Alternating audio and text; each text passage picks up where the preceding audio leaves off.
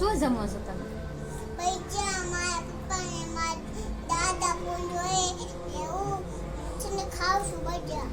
ઠીક મારા પપ્પા ખાય હું ખાવ મારા બા ખાય. ઠીક ભજીયા બહુ ભાવે છે તમને? હા ઠીક કોણે બનાવ્યા ભજીયા? મમ્મી. ઠીક મમ્મી અને બાએ બે. હા હા કેવા બન્યા છે? સરસ બન્યા છે. ઠીક તો મિત્રોને કહે તો ખરો જમવા હાલો એમ.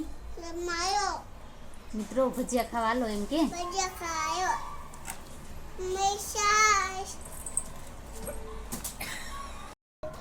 જો મિત્રો સાસ એક બાકી રહી હતી તો વેદુભાઈ એ પણ લઈ આવ્યા. હવે ભોજન પૂરું થયું કા?